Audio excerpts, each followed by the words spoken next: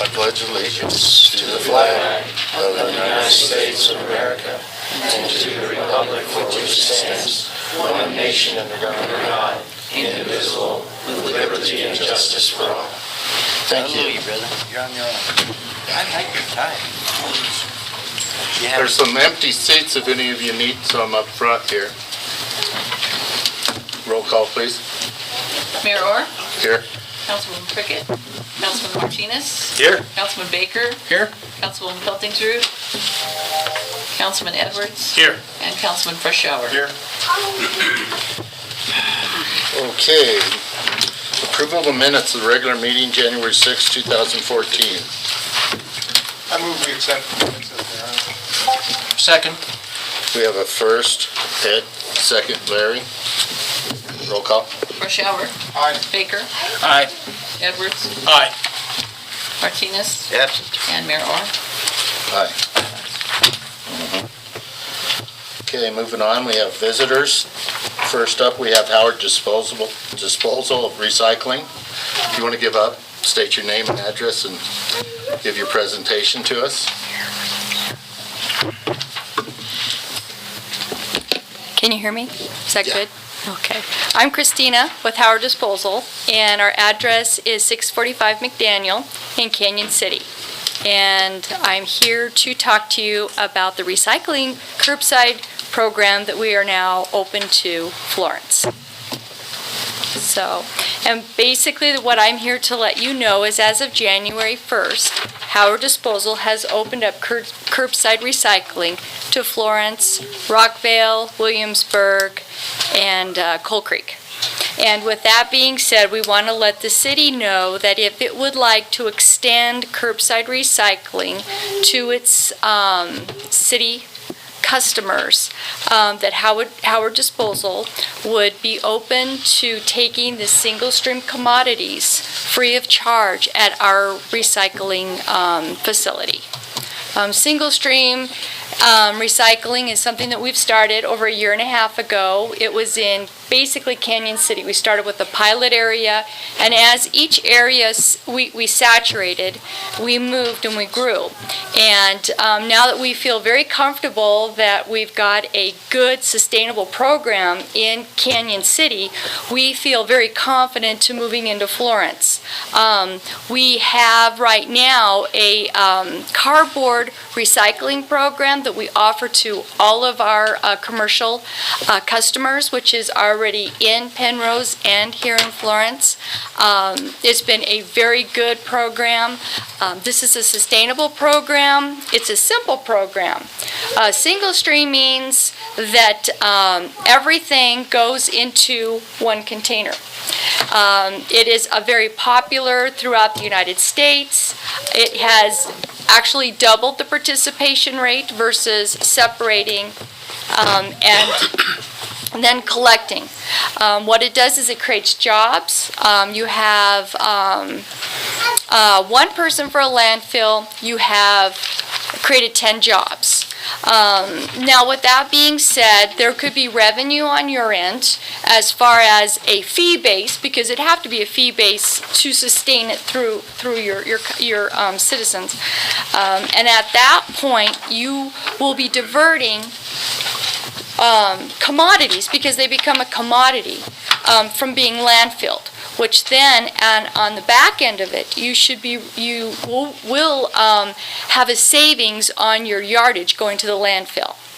So I have a little bit of paperwork here and a brochure so you can see the different commodities that we take, and please feel free to call me. I would just love to talk to you one-on-one basis, and thank you for your time. Thank you. Questions? Oh, thank you.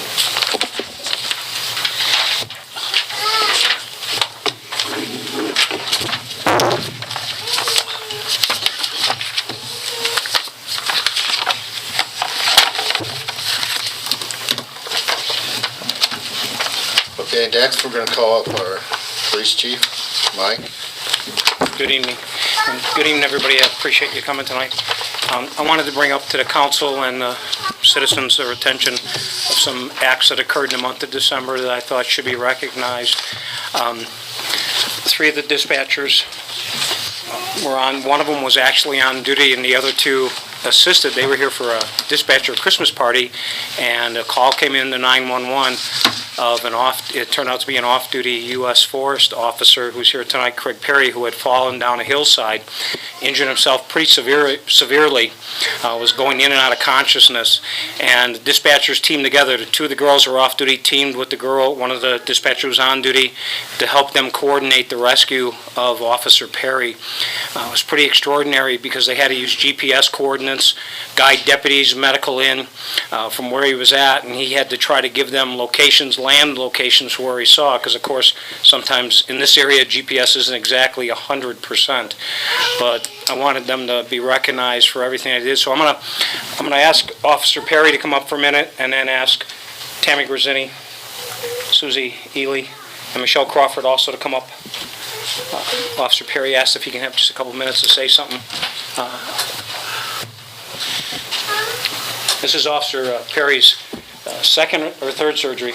Third surgery in literally 3 to 4 weeks on his knee. Mr. Mayor, Councilman, honored guests, thank you. I just want to take a little bit of your time today to share with you a few thoughts regarding how amazing some of your public servants are.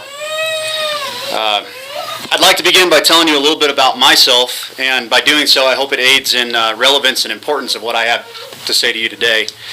My name is Craig Perry. I serve as a federal officer for the U.S. Forest Service in the southeast zone of the Rocky Mountain region. I'm responsible, along with my cooperators, for the law enforcement and life safety needs of tens of thousands of acres of public lands in this area. I generally work alone with no street, address, or mile marker for reference. And my backup is often hours and hours away.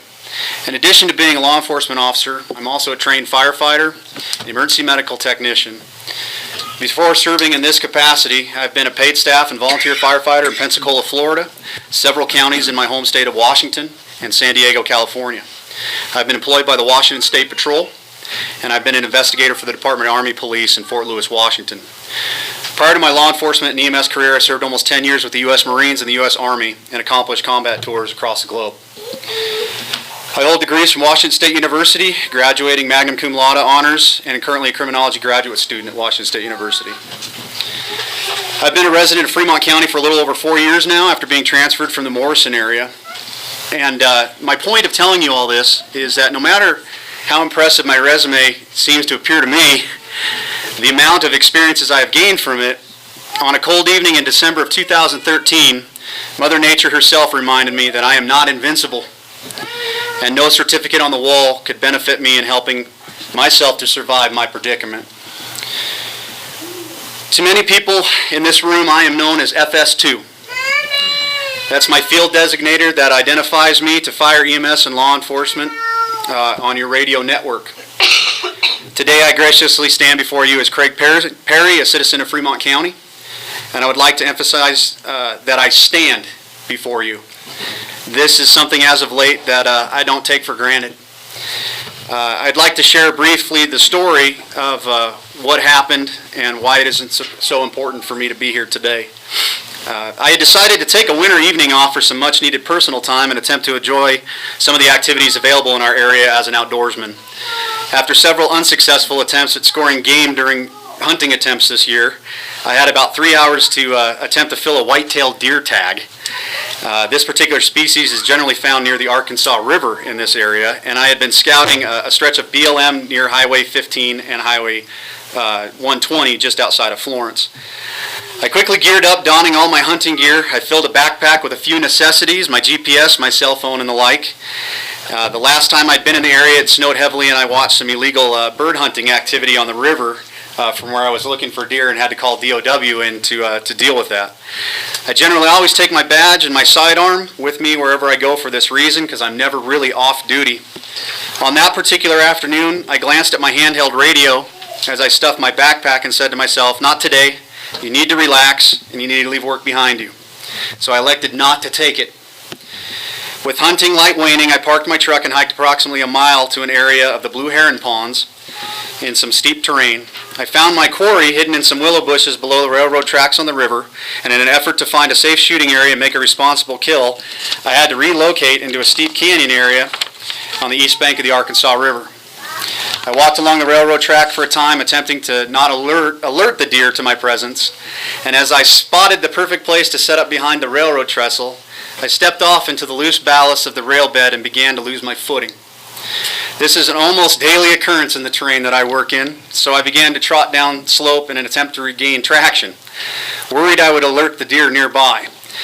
As I found a flat spot to put on the brakes, I was now moving at a pretty good clip.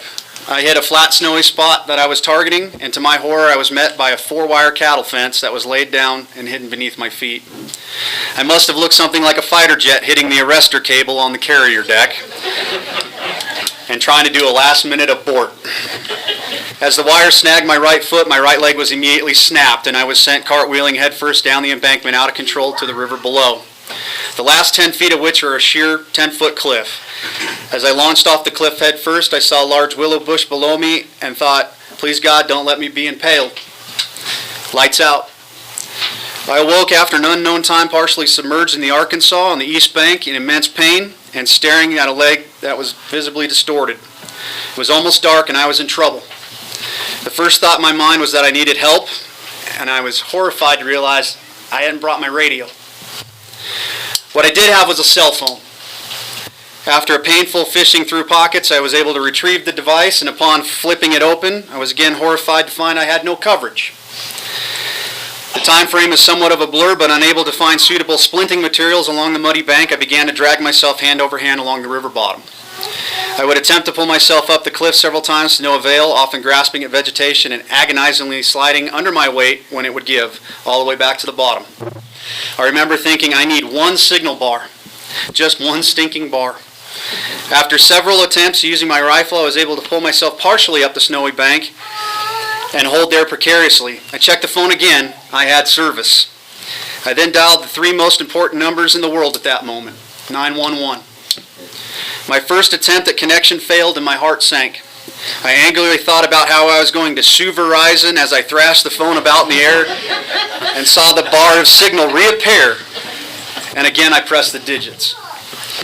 I will now relate to you that in my life there have been several sounds that I have heard that have generated an overwhelming emotional response that I cannot express well enough with words, but I'm going to try to now. Akin to hearing your child's cries for the first time, the next few things I would hear will never be forgotten. The first thing is hearing Tammy's familiar voice. 911, what is your emergency? I could not find my voice immediately, no matter how hard I tried, and for what seemed an eternity, I could make no sound. I finally remember uttering, it is FS2, and I am down. Again, I cannot express to you the relief of speaking those few words. The response was instantaneous. I could hear the familiar flurry of keyboard typing in the background, followed by, where are you at, hon? In that moment, I knew I was okay. I knew the end of my torment was in sight. I also knew, however, it was going to be difficult to find me, but I still knew I was okay. For the many friends here that know me, I'm a fan of classic Western and war movies. And one of my favorite parts in many of those movies is when the chips are down and hope seems to be lost, that the bugle is heard resounding in the distance and the cavalry is on its way. The proverbial bugle I heard that day is one of the most heartwarming feelings I can relate. I could hear the radio traffic over the phone. It seems as though hundreds of familiar voices had a determination to them that is reserved for times of crisis. It is a calm determination, just like Tammy's. Then came the sirens. From everywhere, from every angle, echoing off the cliffs above me, descending upon me, I thought to myself, they're playing my song. Dispatchers live in a world of listening more so than any of us that work in the field. Today I truly want to try to elaborate these feelings I was having to them, because I want them to relate to what happens on the other side of things outside of a communication center in this building. As Tammy and other dispatchers worked with responders to locate me, I did my best to help them. It was now dark and I was cold. I could hear my friends and deputies on the radio as they located my truck. Tammy and I decided that I should take my service weapon and safely discharge it into the bank to aid rescuers in finding me. This probably saved my life. After the second round, I could hear deputies Clint Wilson and Felix Montoya crash through the brush as they came upon me. My friends had found me. My rescuers had found me. It's hard for some guys like myself to let down the guard of machismo in these cases, but as I moved into hypothermic shock after being painfully hauled up the bank to safer ground, deputies Felix Montoya, he hugged me. He hugged me in a manner that I know was extremely physically uncomfortable for him. He was in a precarious position. His joints were undoubtedly in agony. He was holding me from falling further. He attempted to keep me warm and reassure me and kept me alert. He was holding me. The hug did more for me than just protect me from further harm. It gave me a reassurance that I cannot describe. Maybe because it is just reserved for those of us to work together as a brethren of law enforcement, but I'd like to think it's the same kind of compassion that any of us would give to anyone else in the same circumstances. I would later be told that I confessed to Felix that I loved him. I originally will blame this on the morphine I eventually received, but as I relate this to you, I am sure I meant that as guy love, and I'm greatly grateful for it. Deputy Clint Wilson was always nearby, still coordinating with dispatchers, still on the phone for my rescue. These two officers I've had many adventures with in the past, and I was admittedly a little embarrassed to be on the receiving end of their care. Just as I would feel from the medical rescuers, the fire chief of Florence, other deputies, game wardens, and all the other familiar voices that came into the mix. I was grateful for them. I have worked on the other end of this many, many times, and I know their caliber of professionalism and expertise. I could not see at this point. I was helpless. I was in fact shutting down. All I had at this point was voices. The hardest part of this all is that I know exactly how this evolution plays out. I have been the rescuer many times before, and I know what to expect. Even so, I was scared. All these people eliminated those fears in an instant with those voices. Of the most important voices I heard and that I am grateful for, I owe to all these rescuers. It was the voice of Selena, my wife in the back. This was made possible by truly above and beyond efforts of all the rescuers, but most importantly, the work of the dispatchers. A true friend and Deputy Sergeant Megan from Fremont County. It was my understanding that Megan was off duty, heard the radio traffic, and volunteered to retrieve Selena from the prison, which she is a corrections officer and had just started employment. Selena cannot have a cell phone in the complex, and I had no way of letting her know I was in trouble. Dispatch and Megan amazingly took care of this. Megan transported Selena to the scene on her own time. For this, I am truly grateful for her and the DOC staff. I'm also grateful to the dispatchers and deputies who were able to coordinate with a railroad employee, who I don't know who this is, and I would be grateful to find out, who had the right equipment to retrieve me and save precious time and agony. I am grateful to every volunteer of the amazing Florence Fire Department, and the city and county should realize how truly blessed we are to have such a high quality of volunteers and professionals. When I arrived at the hospital, I had a dangerously low core temperature and was treated for hypothermia before other treatments could begin. I have now had several surgeries to repair my leg, including a complete reconstruction of the right knee. I have been told numerous times that I'm lucky to have a leg at all and to be alive for that matter. During my extended stay in the hospital, my family and I were overwhelmed with the outpouring support from law enforcement, fire, and the EMS community. Deputies such as Adam Jackson, Clint Wilson have gone above and beyond assisting me and my family with recovery. I believe at times all these people overwhelmed the hospital staff with their support and candy smuggling efforts. Thank you, gentlemen. I'm extremely grateful. Specifically, I'd like to speak to the efforts of our phenomenal dispatchers here. Throughout this entire ordeal, I know that I was not the most important thing going on. There were several emergency calls that happened during my emergency, all of which needed to be handled, and were undoubtedly handled with the same compassion and professionalism. The world was still turning for them, even though mine had stopped. Putting on my FS2 hat again for a moment, I'd like to share that as an officer, I've always stated that of the 40 pounds of gear and weaponry that I place on my body every day, the most detrimental important piece of equipment to my safety and what affords me to help and protect others is not the steel, lead, and gunpowder of my sidearm, arguably the most recognizable feature of a law enforcement officer, but rather it's a piece of plastic with batteries and circuitry of my radio.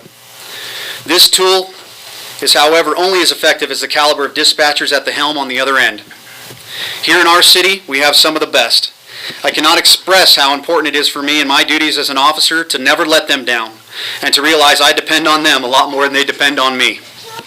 I often joke that the worst thing I can do in a shift is make a mistake that annoys my dispatcher. I relate to one time in particular, one of the only times I've ever called for law enforcement backup. Early on, I had felt like a guest to the dispatch center here in Florence, and I was grateful for their services. I'm ever conscious that I never want to burden them with my stuff, because I know they're busy. On one particular day, they had a rather intense domestic violence situation that had several officers and dispatchers tied up. I made an unrelated contact nearby in a follow-up to one of my cases, and I didn't call it out because I didn't want to tie up the airtime. The clutter of the more important situation the dispatchers were dealing with. When my contact suddenly and unexpectedly went south, I had to break in and make a more frantic call for help. Tammy, being the dispatcher that day as well, had no idea what I was doing because I hadn't told her. Short of some Marine Corps drill instructors I've had in my past, I don't think I've ever had such a butt chewing after it was over. They care so much about us on the road, I was given a re-education very quickly. They assure you that I am never alone out there. Almost everything I encounter in the field, they are there with me in some capacity. This is a comfort especially for me in my often remote assigned duties. Out of the many opportunities I have had across the country as a law enforcement officer, the Florence Police Department has been one of the finest organizations I have worked with. Their camaraderie and willingness to support each other and work together is amazing. I cannot effectively function without the dispatch center support, and often the support that comes in the form of just stopping by to chat, enjoying a cup of their coffee, soliciting personal advice, or sharing a joke or two. Their attention to detail, professionalism, and commitment is in keeping with the highest traditions of the law enforcement and EMS communities, and reflects great public trust and confidence in their ability. All too often, in this profession of public service, we forget to take time out and say thank you. I appreciate you allowing me to do that today, and recognize the efforts of our peers. Tonight, as a citizen, as an officer, and on behalf of my entire family, I'd like to give credit where credit is absolutely due and say thank you for my life, for your love, and for your professionalism. I would like to end with my favorite quote that I believe masterly sums up many things in my life. It is from Rudyard Kipling in the writing of his second Jungle Book. For the strength of the pack is the wolf, and the strength of the wolf is the pack. Thank you for allowing me to be part of your pack.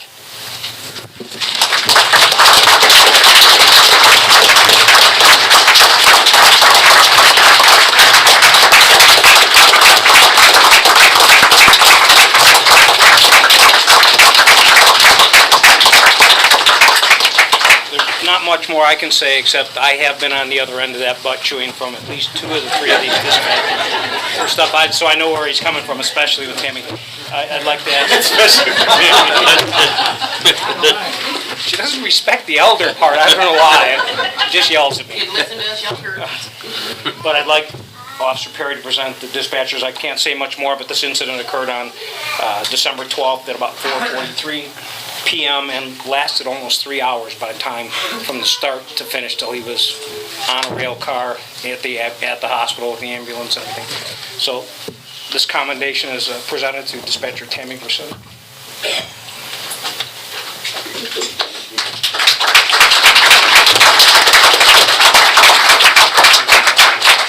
I'm sorry I interrupted your Christmas party. Tell you all that. This department commendation is issued to Dispatcher Susie Healy. Susie was one of the ladies who was at the party and came in. And Susie and Michelle have never asked for anything, never asked for any recognition for what they did, never put any time in. They just came in, jumped in, did their job for hours, and went back to their party. So to me that means a lot of the caliber of people we have. And this department commendation is presented to Dispatcher Michelle Crawford.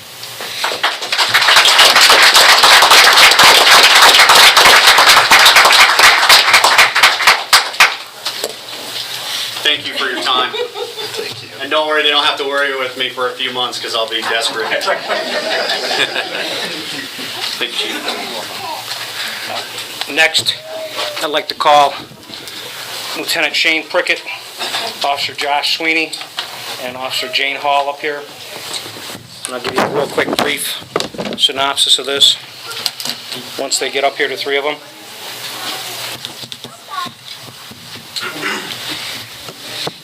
On December 5th, 2013, at 1:49 p.m., a Be on the Lookout dispatch came out on a vehicle and suspects that were wanted in a theft of jewelry from the Walmart store in Canyon City. Approximately 1 hour later, while responding to another call, Lieutenant Prickett observed a vehicle fitting the description of the Bolo driving west on 3rd Street in Florence. Lieutenant Prickett contacted the people in that vehicle. It was determined that the people in this vehicle were the suspects involved in the theft. Because of his alertness on patrol, and along with other officers, they were able to recover over $8,000 in jewelry that was stolen, a large amount of narcotics, including methamphetamine and marijuana, and take a parole violer off the streets of Florence. This gentleman was wearing an active ankle monitor at the time he was picked up doing his little crime spree that day. Lieutenant Prickett, if you can step up here. So your dedication, professionalism reflect credit on yourself and the department, and now cause your written commendation. Congratulations.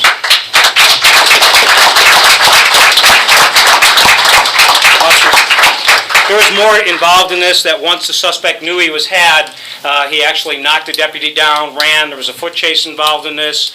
It was pretty extensive. Officer Sweeney and Officer Hall were also involved in the foot chase. They also were able to interview the other suspect, find out where the stolen jewelry was located in Florence at their house, obtain permission to go back, conduct a search, recover all the stolen property, and recover the narcotics and that. So Officer Sweeney and Officer Hall, if you both step up, your dedication, professionalism, and willingness to work as a team with other officers for a common goal is appreciated by the department and now causes you to be receive this department commendation. Congratulations.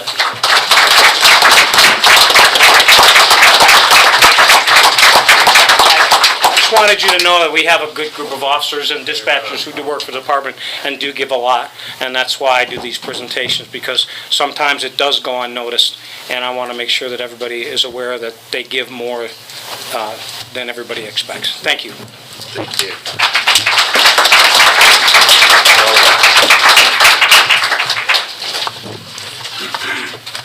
Okay, moving on to old business. Second reading of ordinance 1-2014, an ordinance for annexation. You need to talk to Don on this. You can just go ahead and... Yeah, just go ahead and do a second reading. Just want to do the second reading, or what? Or just... We don't actually read it, we just ask Okay, I need a motion. Oh, you need a motion? Yeah. I'll make a motion to accept the second reading ordinance of 1-2014, an ordinance for annexation. Second. Mr. Baker is first, Mr. Edwards second. Roll call, please. Baker? Aye. Edwards? Aye. Rushauer? Aye. Martinez? Aye. Mayor Orr? Aye.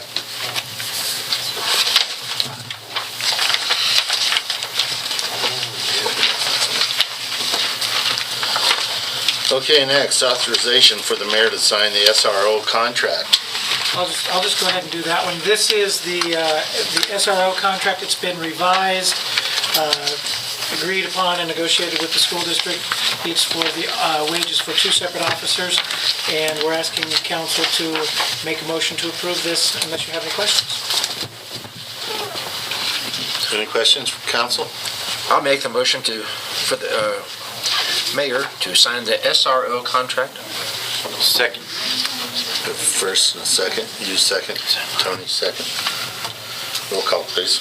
Baker? Aye. Martinez? Aye. Rushauer? Aye. Edwards? Aye. Mayor Orr? Aye. 5 ayes. Next comes down to the deed, the oath of office, newly elected council members, and mayor, I guess. Would be easy.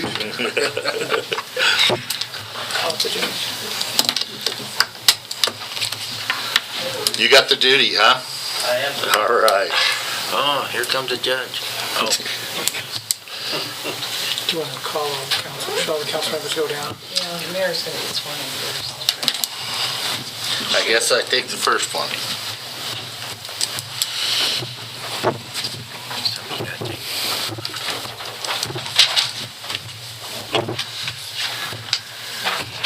Switch photo sheets. You raise your your right hand. Say aye and state your name. I, Keith Orr, Do solemnly swear by the ever-living God solemnly swear by the ever-living God that I will support the Constitution that I will support the Constitution of the United States of the United States and of the state of Colorado, and the state of Colorado, and the ordinances of the city of Florence, and the ordinance of the city of Florence, and faithfully perform the duties and faithfully perform the duties of the office of mayor of the office of mayor upon which I am about to enter. upon which I'm about to enter. Thank you.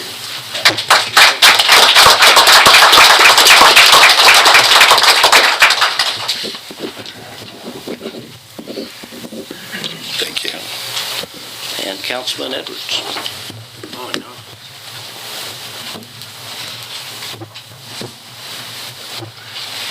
Say aye and state your name. I, Mel Edwards, Do solemnly swear by the ever-living God do solemnly swear by the ever-living God that I will support the Constitution that I will support the Constitution of the United States of the United States and of the state of Colorado, and of the state of Colorado, and the ordinances of the city of Florence, and the ordinances of the city of Florence, and faithfully perform and faithfully perform the duties of the office of Councilman Ward 1, the duties of the office of Councilman Ward 1, upon which I am about to enter. upon which I am about to enter.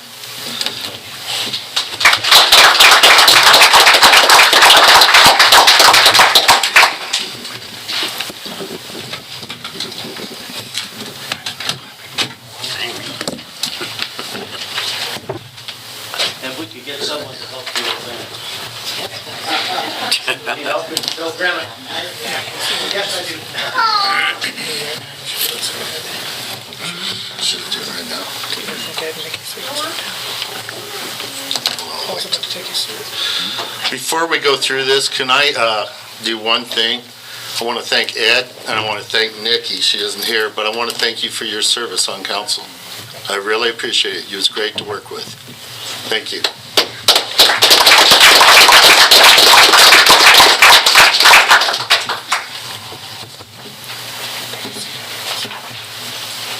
Say aye and state your name. I, Pablo Lagreta, Do solemnly swear by the ever-living God I solemnly swear by the ever-living God, that I will support the Constitution I will support the Constitution of the United States of the United States and of the state of Colorado, and the state of Colorado, and the ordinances of the city of Florence, and the ordinances of the city of Florence, and will faithfully perform the duties and faithfully perform the duties of the office of Councilman Ward 2, of the office of Councilman Ward 2, upon which I am about to enter.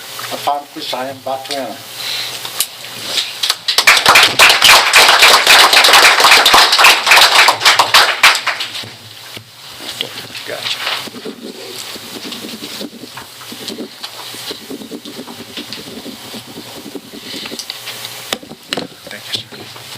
And Councilwoman Henniger. Paul? I'm afraid that this code is so valuable that Joseph may decide he's calling the school board meeting. No? Thank you. Say aye and state your name. I, Charlotte Henniger, Do solemnly swear by the ever-living God do solemnly swear by the ever-living God that I will support the Constitution that I will support the Constitution of the United States of the United States and of the state of Colorado, and of the state of Colorado, and the ordinances of the city of Florence, and the ordinance of the city of Florence, and faithfully perform the duties and faithfully perform the duties of the office of Councilwoman Ward 3, of the office of Councilwoman Ward 3, upon which I am about to enter. upon which I'm about to enter.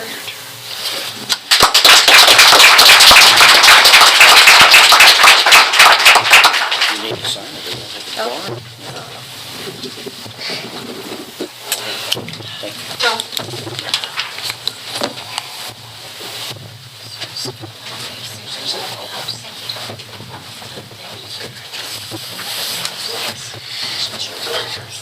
you.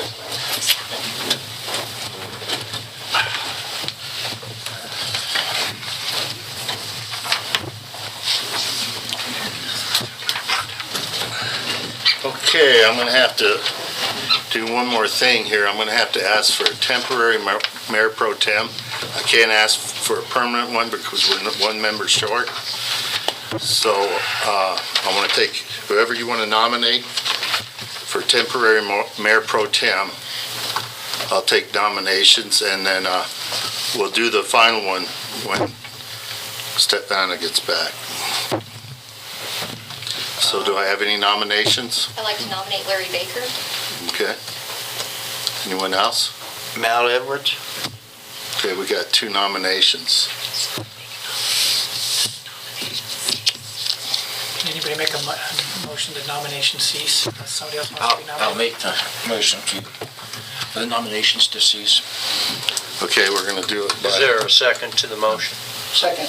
okay, You need to have a roll call vote on that roll motion. call, please. Who was the second? Paul was the second. Baker? Me? No, this is to close Oh, to nomination. close it. Yeah. Me? Is that Okay, an so odd- roll call vote. Baker? Aye. Villagrana? Aye. Henninger? Aye. Edwards? Aye. Martinez? Aye. Mayor Orr? Aye. Okay. Okay, There's paper in front of you. there's paper in front of you, fold them up, put your name down. Oh, dude, we gotta do This this will be again. for a temporary, and then we'll do the final in case I don't make it.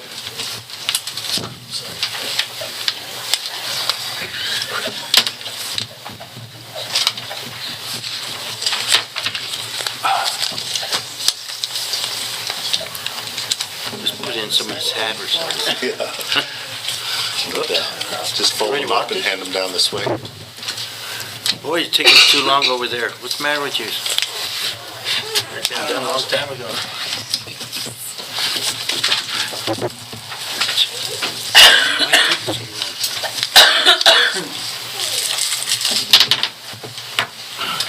Drop something.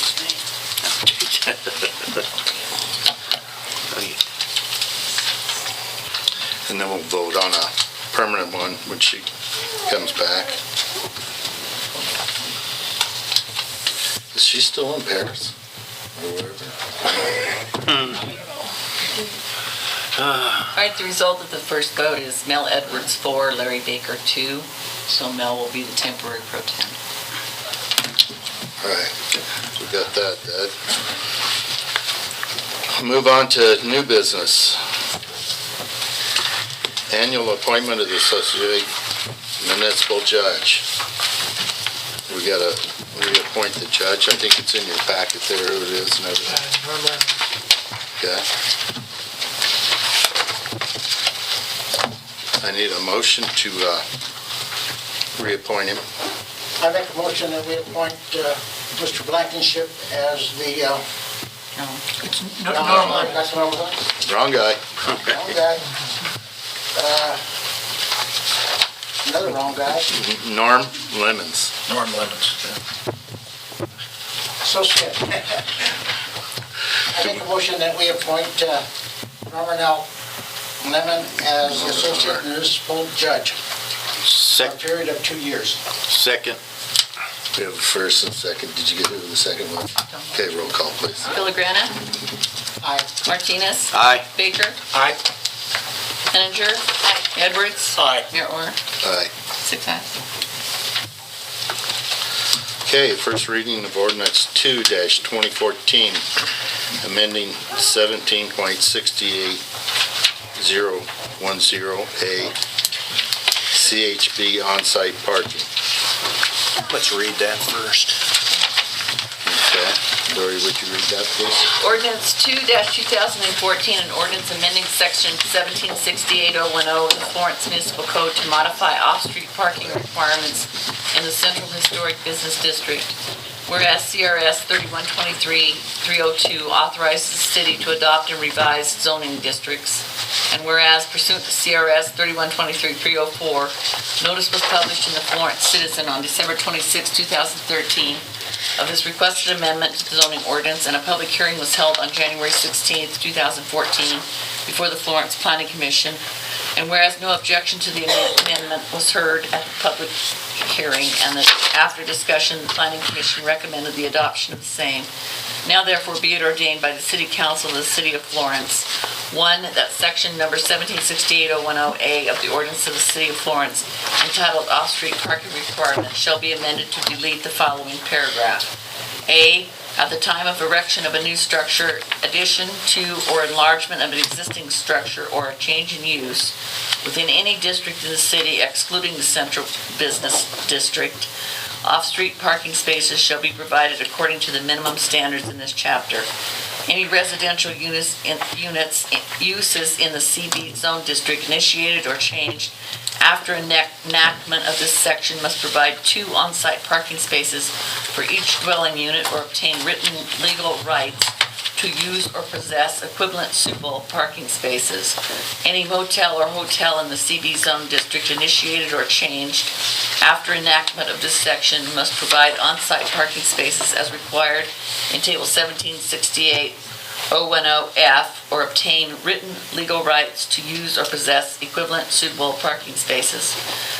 Number 2, that the section number 1768010A of the ordinance of the City of Florence entitled Off-Street Parking Requirements shall be amended to add the following paragraph. A, at the time of erection of a new structure, addition to or enlargement of an existing structure, or a change in use within any district in the city, excluding the CB Central Business District or the CHB Central Historic Business District, off-street parking spaces shall be provided according to the minimum standards in this chapter. Any residential uses in the CB Central Business District or the CHB Central Historic Business District initiated or changed after enactment of this section must provide 2 on-site parking spaces for each dwelling unit or obtain written legal rights to use or possess equivalent suitable parking spaces that are satisfactory to the city. Any motel or hotel in the Central Business District or the CHB Central Historic Business District initiated or changed after the enactment of this section must provide on-site parking spaces as required in Table 1768-010F or obtain written legal rights to use or possess equivalent suitable parking spaces that are satisfactory to the city.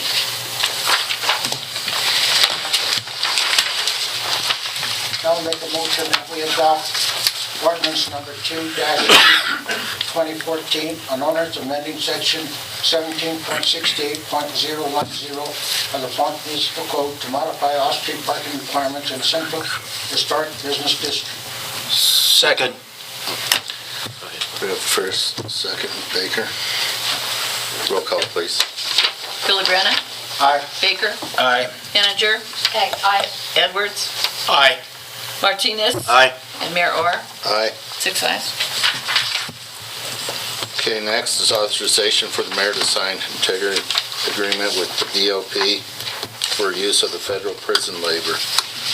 Okay, this is an agreement that a couple months ago we started working with the Bureau of Prisons, the camp out there, to get inmate labor free of charge to us. We've had citizens go through some training and so on and so forth. But they then presented to us this interagency agreement and asked that we approve it. We've had City Attorney Frederickson review it, and he didn't have any concerns about it, and so we're putting it to you for your passage. We do believe that the addition of this inmate labor will really help us to help Sam and his crew to keep up in a lot of areas that we frankly aren't able to keep up on right now. I have a couple comments just to follow that. As you can tell from the agreement, the Bureau of Prisons is agreeing to provide training. These inmates continue to be treated under the jurisdiction of the federal government for purposes of injury